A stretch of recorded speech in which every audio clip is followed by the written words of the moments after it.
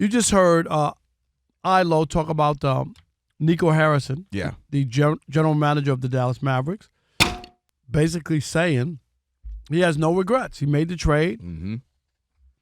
He's good with it despite where the Mavericks are and what's happened and, with some injuries and whatnot. And he talked about, I saw the defense wins championships, and that was the reason that he made this move. And let's just face it. It's not a basketball trade, and he can sugarcoat it, talk about anything he wants. They just were out of the Luka business. No, thank you. Mm-hmm. We're not paying $350 million to a 25-year-old who has a 35-year-old body and who likes to drink, apparently, right, from the video that we saw. Michael Finley. Exactly. And he loves the hookah, not Luka, and all the other stuff that's been out there. Exactly. But I think his response is the right response. What regret do you have? You are not going to pay him. This is above his pay grade. Kelvin, you could give me that. Now. You could give me a look. I agree with that. It's above. I agree with that. Okay? If this was about him making a bad trade, he wouldn't be the general manager. Okay? He would not be the general manager. He's following orders. People work for people. Is this on? You think Nico Harrison one day woke up and said, I want to be the most hated guy in Dallas? Come on, man. I don't understand people. Do you really believe that's what he did? No, you can't trade a 25-year-old top 1, 2, 3, 4 player. He's an international star. International star. You can't do. You can wake up and trade even middling. Hey, guys, I'm thinking of trading. Okay, even if he's an all-star, but it's like, all right, you're going to trade Julius Randle. Okay, what's the deal? He doesn't regret it, and he shouldn't, because those were the marching orders. We are not, NOT, under any circumstances, paying that guy $350 million. I don't know why people – that's not a basketball trade. It has nothing to do with basketball. This was a financial situation. When you decide you're not going to pay somebody. DeMarcus Cousins, we bring him up all the time. The Kings are like, well, we can't do anything with him now. What are we going to do once we give him $200-something million? And what happened? Did he ever get that deal? No, he did not. He's sitting on the couch doing podcasts. So the issue I have when you keep saying it's not a basketball, I get your point, right? They don't believe in him. They don't want to pay the man $350, and so they let him go. And Nico cannot regret the trade because he was told and forced to do the trade. Now, he, of course, probably weighed in. Here's some options. I got connections with the Lakers. I did a lot of great business with Kobe, so I know what's going on over there. And maybe I know Rob Pelinka. So, yeah, I believe he was heavily involved in all right, we're going to do this. How do we go about this? And this is where he gets the smoke from me. If you felt the need to trade Luka, first of all, it's crazy. But if you did, all right, I keep going to these a couple of things, Rob. Number one, you don't trade for Anthony Davis if your whole premise is, we believe he's going to have a catastrophic injury, Luka, and in 5 years he's going to break down. Well, then you trade for a guy who's often hurt, so much so he has a nickname, Street Clothes. And Anthony Davis, that's the part I don't get. If they went out and got some other amazing talent with a couple of first-round picks and some of you, all right, that's crazy, but at least they got a bunch back. Oh, you got SGA. All right, well, I get it. You got Ant Edwards. Okay, I get it. They got rid of him for Anthony Davis, who's 6 years older, often hurt, to pair him with Kyrie Irving, often hurt. And he mentioned Kyrie in the conference. He goes, the Maverick fans were mad at me when I traded for Kyrie, but then they were happy. See, that worked out. But let me tell you something about Kyrie, who is a Hall of Famer, had a heck of a career thus far. Kyrie is often hurt. He had a stretch of 20 games and 50 games, then 29 games, 60 games, then 40 games, then 20 games, then 58 and only 50 this year. So you pair Kyrie with Anthony Davis, two guys who are often hurt. It just doesn't make sense, and they're both 6 years older than Luka. So that's the part that doesn't make sense. Last point is this. You tell us, well, we're trying to get two-way players. Defense wins championship. Well, I will tell you, when you have a generational talent like a Luka, let me tell you who won some championships who wasn't the greatest defender. Larry Bird. He wasn't Gary Payton, Bo. Jokic, we know he is not Dikembe Mutombo. Steph.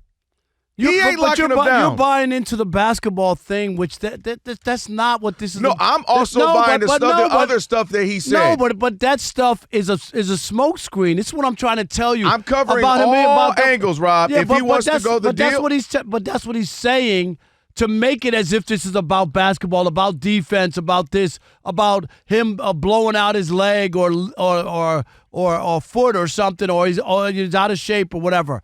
You could say all that stuff. All I'm saying, Kelvin, I get it.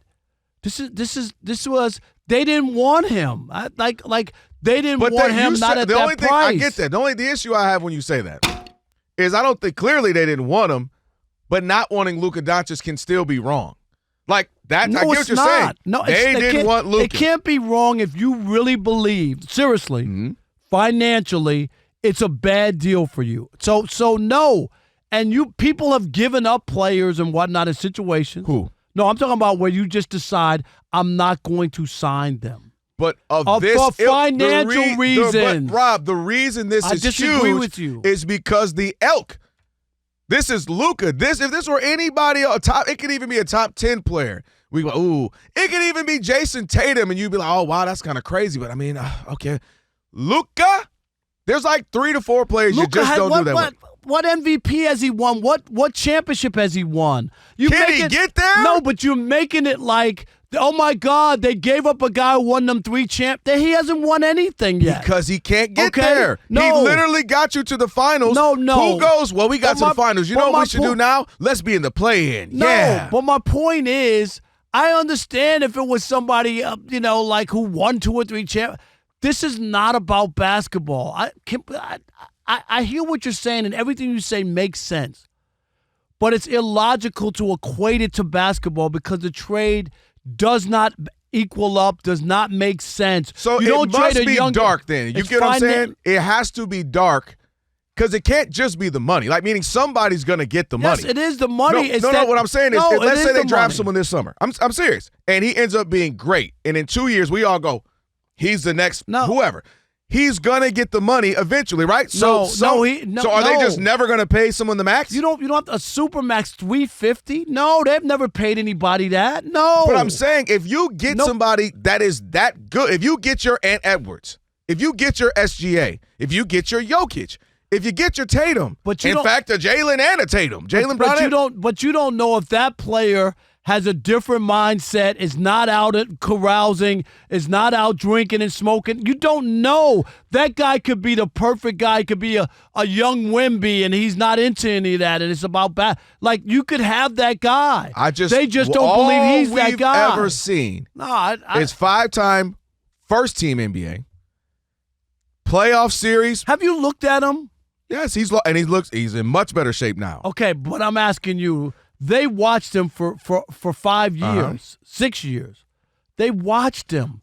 That was their chance to evaluate on whether we want to make this long-term investment in somebody. Can I throw They're this the at ones you? who Luka gave them doubt. Not because it's not his basketball ability, it's the other stuff that gave them doubt to say, no, we don't want to sign a long-term deal. Let me throw this at you. That's all I'm saying. This is really where I want you to help illuminate, enlighten me then, because the math ain't math, and 2 + 2 is 6 right now. Mark Cuban swore by this guy.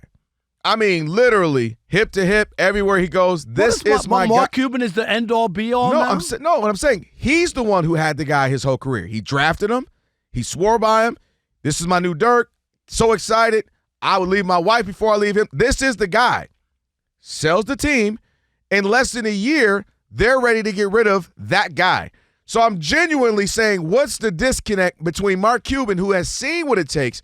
He went to a finals with Dirk and lost. He came back and won with Dirk. Okay, can I give it to you? You know what I mean? So what's the disconnect between this guy who's been in the league owning a team for 20-something years versus his new ownership, and they're like, oh, no, he ain't the one. Well, because also there are people, and you know this, who overlook the bad stuff that people do because you overlook it and you just say, I don't care because If Mark Cuban was so in love with him, why did he cash out? Why did he walk out before he had to pay him $350 million? So it's easy to say that. Mark Cuban never paid anybody $350 million. Mark Cuban was easy. He was on a rookie contract or made less money to overlook those things. When you make that kind of commitment, you have to look at somebody with a finer tooth comb, and that's where it comes in. Did you see Mark Cuban? It's easy for Mark Cuban to say that now because he wasn't the guy paying him. Mark took his money and ran the other way with the Mavericks. He was so much in love with Luka that he wanted out of basketball. Well, that's just a business decision. That's just him. I've had this team for 20-something years. The man ain't got to die with him, and he still has part ownership. So, yeah, I that's my biggest thing, that all of a sudden none of us, Luka's that guy. He's the one. Then within an 8-9 month period, everybody has different. Luka ain't the one no more. I don't think that because Mark Cuban says it's so that it means anything. Just new ownership who we don't know anything about. I'd rather trust a guy who's won a ring and went to the finals and had tons of success, versus this new ownership. I don't know nothing about it except they won a casino. That's all we know. But they just started. And they started by making a horrible trade. Did they make the playoffs? Did they make the playoffs? No, they made the play-in. Okay, are they in the play-in? Play-in. Okay, so they're in the play-in, right? Play-in. Okay, so that's cool. We'll see.